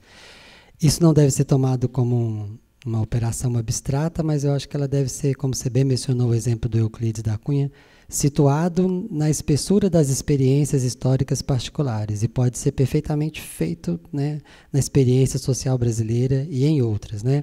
Eu acho que todos esses outros personagens que a literatura brasileira já se voltou para eles, né, os deserdados, os pobres, os camponeses, né, e que também apareceram no cinema, eu imagino que eles ganham uma nova configuração hoje, né? Há um aparecimento desses povos na história social brasileira, e eu acho que isso traz uma perturbação para a maneira como, né, as artes até então pensavam essa historicidade, e há vários artistas e teóricos e cineastas, escritores, eu acho, respondendo, por assim dizer, à perturbação que foi esse aparecimento desses sujeitos. A literatura sempre esteve atenta para eles, mas parece que hoje nós vivemos uma época no Brasil em que há uma exigência maior para que a nossa história seja repensada diante do aparecimento desses povos, desses sujeitos, né? Você tem toda a razão. E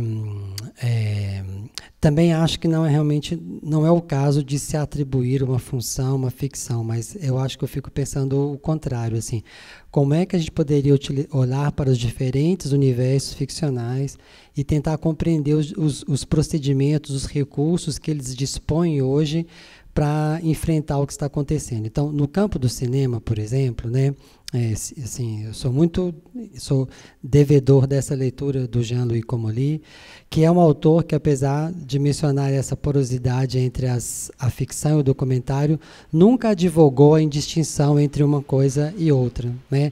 O fato de que haja muitas possibilidades de conversa entre o que é o documentário e o que é o ficcional, sendo que o ficcional seria da ordem do verossímil, o documentário seria da ordem do real e não do verdadeiro. Isso é bem importante.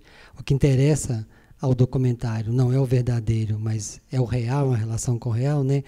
Há uma distinção no campo da teoria do cinema muito conhecida que na ficção o mundo está no quadro, no documentário é o quadro que está no mundo. E no documentário o mundo, as bordas cortantes do quadro, do enquadramento, como essa porção visível do espaço, ela mantém uma relação com o fora de campo e ela é sempre suscetível de ser atravessada pelo fora de campo. Na ficção, por assim dizer, o mundo necessariamente tem que estar dentro do quadro. Eu acho que nos últimos tempos, também uma pergunta endereçada a vocês da literatura, se a literatura não começou a sacudir essa distinção, que já não é mais o caso de colocar, o mundo não cabe mais todo dentro do quadro da ficção.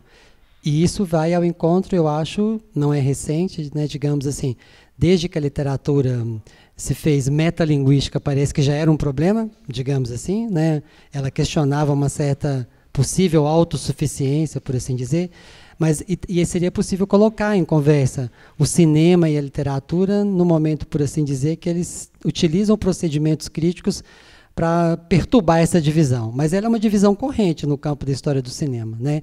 Mas ela é importante para nós, assim, para a gente não ceder a essa maneira como na contemporaneidade muito facilmente, sob a forma do espetáculo, produz-se a indistinção entre o que é, né, a relação com o real e a simulação do real em formas de verossimilhança construída por essas tecnologias.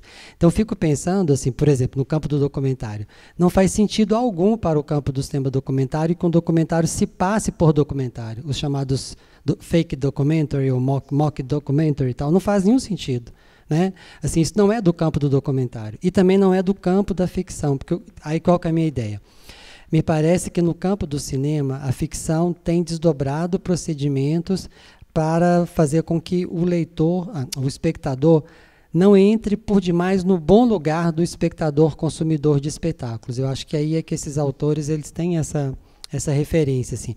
Há uma diferença no campo do cinema entre o espectador do espetáculo e o espectador do cinema. Como ele fala desse mau lugar do espectador do cinema, provocado por aqueles filmes que impedem que ele imediatamente se identifique com o universo ficcional. Isso tem uma história no cinema moderno, a maneira como o cinema moderno barrou a precipitação do espectador. Ela tem um desdobramento no cinema documentário, na maneira como o real também barra, né, uma espécie de ilusão que o espectador teria com relação ao mundo que, na verdade, está sendo fabricado diante dos olhos dele. Enfim, então, eu acho que essa ideia de consciência do ficcional, ela dialoga em muitos pontos com o fazer do cinema e com a teoria do cinema. Mas nós entramos num certo ponto crítico. E esse ponto crítico é justamente o início da internet. Digamos que é meados dos anos 90, quando vai aparecer esse complexo internet. Se a gente quiser chamar, o espetáculo ganha novas formas, ele vai ganhar novas formas, e a ficção e o documentário vão tentar encontrar, por assim dizer, procedimentos para jogar com isso. Mas eu penso que nunca é o caso, por exemplo, assim, de ludibriar ou de enganar o espectador. Nesse momento, por exemplo, que o Coutinho faz esses filmes jogando declaradamente com a ficção, como jogo de cena, nunca é, jamais, para, digamos assim, ludibriar o espectador oferecendo a ele assim, eis o que vocês imaginavam que é uma coisa real e, no entanto, ela é produzida. Que no campo do cinema isso não tem problema algum. Há muitos anos a teoria do cinema sempre admitiu que o documentário é da ordem também da criação. Não quer dizer, como parece que vigora muito, tem uma espécie de uma doxa que vigora entre nós, que é pelo fato de ser um produto de linguagem que vai permitir produzir uma equivalência entre o documentário e a ficção. Não. Acho que o cinema, seja no campo da ficção, seja no campo do documentário, sempre reagiu a isso. Eu mencionei essa obra do Kiarostami, o Comolli, que menciona, né, Marcos? Porque é exatamente desse momento da virada, através das oliveiras, né? Esse filme que vai tentar dar conta de uma coisa terrível, o terremoto que se abate sobre o Irã, e é um filme que vai jogar com essa mizanabim entre documentário e ficção e dá uma liberdade do espectador para que ele compreenda a fabricação das duas coisas. Né? O Comolli chega a dizer que nesse filme os efeitos de real, ele alude à conhecida noção do Roland Barthes, se tornaram efeitos de cinema. Mas o cinema nunca apagou a fabricação do efeito de real como artifício cinematográfico. Ao passo que essa coisa terrível que nós estamos vivendo, que você menciona, há uma espécie daquilo que o Comolli fala, o apagamento da gênese das obras. Continuamente a gênese das obras é apagada. Então, isso é um recurso, eu não diria uma função, não podemos atribuir a priori uma função. Mas esse é um recurso que o documentário tem de exibir a sua gênese, e isso começa a chegar também no campo de uma certa ficção, sem que ela passe a ser documentário, mas é uma ficção que se torna processual, como é o caso desses filmes Carrabing. Então, do ponto de vista, né, assim, da feitura dos filmes, são filmes relativamente simples, por exemplo, a sobreposição e fusão das imagens, o cinema já serviu disso muito, mas o que está em jogo é isso que Emílio falou, a copossibilidade de mundos nessa sobreposição das imagens, né? E outra coisa também, para terminar, é que também, assim, no momento em que aparece essa relação com os ancestrais, não é uma celebração simples, por assim dizer, que esses povos estariam reencontrando alguma coisa que eles teriam perdido. Como a catástrofe cortou a história desses povos, são os próprios ancestrais que não reconhecem aqueles que querem reatar o vínculo com eles. Quer dizer, nós que somos configurados pela modernidade existimos nesse mundo desamparado, esse mundo desanimado, né? Um mundo reduzido a esse cosmos inerte. Mas não se trata também da gente olhar para esses povos e achar que eles estão fazendo essa retomada do seu mundo anterior e atribuir a eles a possibilidade de animar e de encantar o nosso mundo.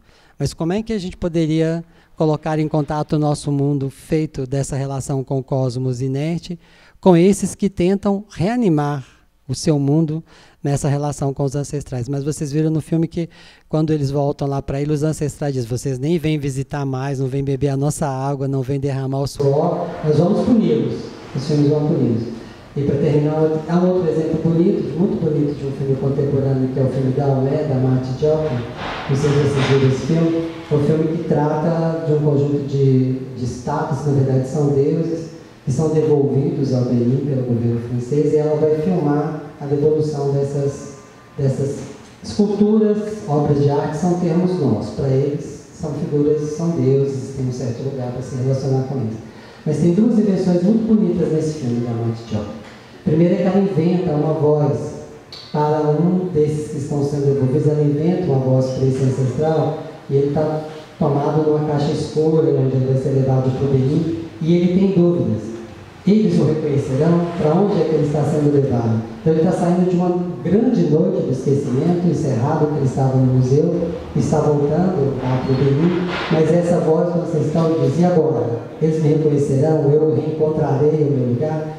E um outro dispositivo que ela faz muito bonito é que ela faz uma conversa com os jovens, e ao contrário de uma versão simples, assim, celebratória, eles estão voltando, os jovens colocam uma série de questões da relação deles com esses ancestrais que estariam sendo devolvidos. Então, essa fratura, ou essa clivagem que está atravessando o mundo, é tematizada também por esses filmes. Assim, a gente não poderia olhar para eles de uma maneira simples, dizendo assim, que eles teriam reatado essa relação com o mundo ancestral. Na verdade, eles estão enfrentando uma fratura construída pela historicidade do mundo ocidental. E nós, em diálogo com eles, talvez poderíamos aprender alguma coisa juntos, mas há esse conflito ontológico que não nos permitiria nem passar para o mundo deles, nem eles querem se render ao nosso mundo, sabe, irmãos? Então eu acho que realmente não é o caso da gente atribuir uma função, mas eu acho que é assim, fazer como os pragmatistas fazem, que é olhar para as coisas do mundo e ao invés de lançar uma espécie de postulado e depois olhar o fenômeno, fazer o gesto contrário, né? Olhar para o fenômeno e aprender com ele, e em seguida daí ver as estratégias que a ficção na contemporaneidade teria encontrado para resistir ao nosso tempo, né? É bem isso que você falou. Perguntas difíceis, desculpa, por isso que a gente fica desdobrando aqui, né, Pedro? Obrigado. Roberto, uma pergunta. Quanto tempo ainda temos? Na hora do almoço. Quem quiser fazer uma última? Ernesto. Pode deixar. Não. Faça, Ernesto. Vou tentar fazer de maneira sucinta, uma pergunta que eu sei que é difícil. O César. César, é o seguinte, você disse que há duas possibilidades de ver essencialmente o aquecimento global, as mudanças climáticas. Uma é ver como na chamada antropoceno, que é uma coisa que os cientistas falam. Depois você acrescenta uma outra possibilidade, que é de ver como uma reação dos deuses, ou de Gaia, que é dos deuses, eu não sei se... a minha pergunta é se faz sentido contrapor essas duas coisas, se é de fato uma escolha fazer a segunda opção.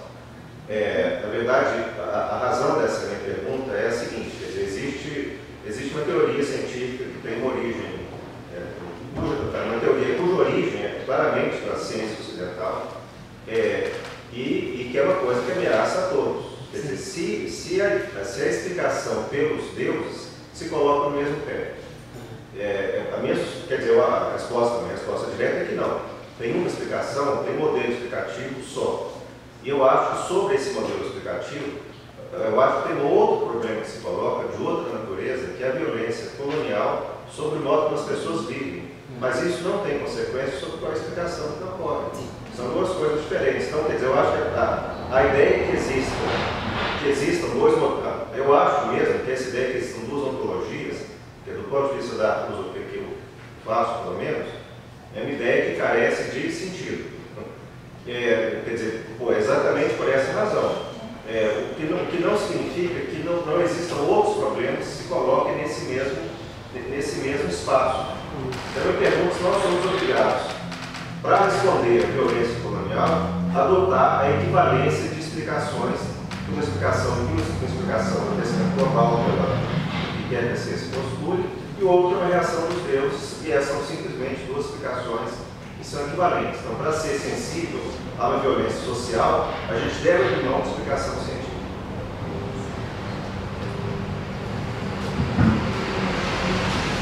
Então, assim, já faz um certo tempo que eu estou quebrando a cabeça com essas coisas, sabe? Mas você tem razão, assim. Por exemplo, nesse livro que o Bruno Latour dedicou, que chama Faça Gaia Diante de Gaia, né, são 8 conferências sobre o novo regime climático, ele faz uma leitura muito minuciosa da obra do James Lovelock, né, que foi um cientista, às vezes, até menosprezado no próprio campo da ciência, né, talvez inventivo demais, ou então as ideias da sua companheira também, a Nina Nunes. Mas ele faz uma caracterização assim, incrível de Gaia, dizendo que ela não pode ser compreendida como um sistema, uma totalidade, ela não tem a ver com a figura do evolucionismo, né? Está longe de uma explicação darwinista, e ele faz essa caracterização de Gaia como esse ser multicomplexo, feito dessas interações muito complexas também, que a rigor, como vai depois outros autores citar, a rigor Gaia não se interessa por nós, né? A Isabelle Stengers vai dizer, ela é impiedosa mesmo, né? Essa intrusão de Gaia é impiedosa mesmo, e enquanto nós estamos nos debatendo nas nossas questões históricas, Gaia encontraria uma solução que passaria por cima, inclusive, dos nossos dilemas, dos nossos impasses. Ela pode encontrar, por exemplo, como um sistema muito complexo, ela pode encontrar uma solução que as formas de vida que são as nossas não sobrevivam, mas ela mesma sobreviverá, né? Então você tem razão. Isso não significa pegar os enunciados históricos e rebater os enunciados históricos sobre essa postulação científica, sabe, Ernesto? O que eu estou entendendo é que esses autores querem, assim, dizer, bom, a Gaia está cada vez mais fazendo essa intrusão de modo terrível, mas para nós tentarmos, assim, responder, nós não podemos exatamente responder a Gaia sem Guedes, mas ela fala assim, para que nós possamos, talvez, aprender a cuidar das relações e compreender as causas que levaram à intrusão de Gaia. Isso. Para se compreender as causas que levou à intrusão de Gaia, nós devemos incluir um componente histórico para tentar entender como é que, por exemplo, o chamado capitalismo de extração, ou o chamado imaginário do carbono, efetivamente foi uma produção histórica. Então, eu não saberia responder a você em termos lógicos como é que nós vamos fazer essas duas coisas conviver, mas a ideia desses autores é que a gente não deve, claro, substituir uma coisa pela outra, mas a questão é, dado o processo cada vez mais avançado dessa inclusão de Gaia, como não perder de vista, né, os elementos propriamente históricos, que alguns deles são sim responsáveis por isso. Se a gente imaginar, por exemplo, como os autores que defendem o nome Capitolocene, né? Efetivamente foi o capitalismo que produziu o esgotamento das reservas e vai continuar produzindo. Então, é um fenômeno histórico. Eu acho que o que esses autores estão chamando a atenção é que a gente, desesperados demais diante do que está acontecendo com o mundo, não perder de vista as possibilidades de encontrar umas formas, não de responder a Gaia. A Isabelle Stengel diz, ela não nos ouvirá, ela é implacável. Mas, ao mesmo tempo, trata-se de construir um conjunto de relações de cuidado, não diretamente com Gaia, porque nós não existimos como sujeitos da instância que nós podemos cuidar de Gaia, mas nós podemos cuidar das relações nossas uns com os outros, que estão no campo da história.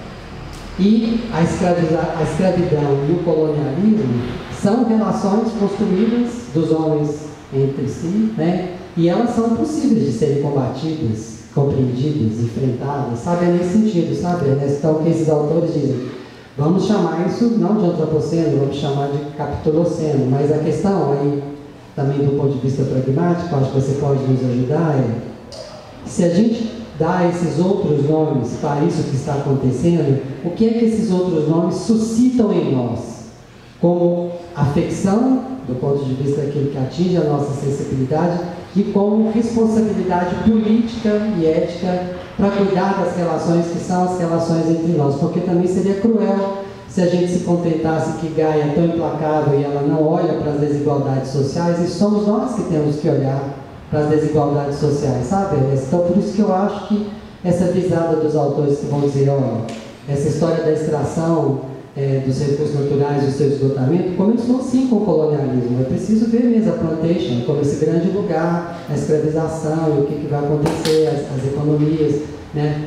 Podemos olhar isso para o Brasil, assim, né? Desde os engenhos e as usinas até a produção do etanol, sabe assim, há uma história que liga a colonização do Brasil à maneira como se produziu o deserto no Mato Grosso do Sul, por exemplo, plantando soja, plantando monocultura, né? Então, é isso, sabe, né? Mas você tem razão, do ponto de vista... Aí para chegar. A minha ideia, será que a ficção, pergunta você, né? Será que a ficção não poderia, na conversa com os filósofos, talvez, assim, liberar essa maneira como os filósofos acham que esses mundos não poderiam existir em coexistência? Se eles não estão cifrando figuras novas, de tal maneira que nós poderíamos dizer assim, é irresolvível, que tem a ver com esse fenômeno. As coisas podem coexistir, pesando de maneira variada, mas nós não precisamos nem estabelecer uma hierarquia entre eles, mas se eu entendi bem, que parece que é a coisa que os pragmatistas gostam, é que nós poderíamos admitir que há variedade de formas de existência no mundo, né? O pluriuniverso, e que as ficções talvez pudessem nos dizer, bom, isso não pode ser conviver sob o regime da ficção? É uma pergunta que eu faço para você e depois a gente pode pensar em outra maneira. Se a ficção não teria encontrado maneiras de colocar mundos diversos, excludentes, em comum, e isso ofereceria, digamos assim, uma boa conversa para o campo do pensamento filosófico, se não haveria propriamente uma espécie de arranjo ficcional que permitiria colocar o diverso como coisa comum, sem pensar na figura da exclusão, que seriam duas ontologias inconvivíveis, por assim dizer. Bom, é uma questão que eu te pergunto. Pensando nisso, vendo, né, o seu comentário, a pergunta, eu também fiquei pensando se nesse sentido a ficção não trabalharia, talvez numa figura que possa ser muito simplista, mas no campo das operações de tradução, né? Ou seja, a gente não precisa trabalhar necessariamente excluindo essas matrizes explicativas, matrizes do pensamento, mas entrando num campo que é problemático, né, que é minado, que é cheio de não entendimento, de silêncios, de aporias, mas diante de um desafio, né, que é colocado por uma instância tradutória, né? Quer dizer, é claro que essa tradução não se faz para simplificar, em pé de igualdade, né, obviamente. Bom, mas eu fico imaginando se não seria esse caminho, e a ficção como uma espécie de dispositivo capaz, né, de realizar parcialmente essas traduções. Perfeito. Essa é uma boa ideia. Por exemplo, talvez isso fosse uma resposta a esse livro da Stenger que chama Reativar o Humanismo, né? E também a Povinelli está muito envolvida nesse debate com os filósofos, assim, os chamados filósofos do realismo especulativo. Ela faz um desafio, dizendo assim, será que os filósofos defensores do realismo especulativo sentariam ao lado dos amigos dela aborígenes para conversar qual que é a relação que eles têm com as rochas, com os pântanos, isso que o Emílio disse, que a literatura tem essa tradição de, na prosopopeia, escutar o lugar, de fazer o lugar falar, e ela se pergunta, bom, há os filósofos que dizem assim, há alguma coisa que existe, me perdoe, ficar falando com os filósofos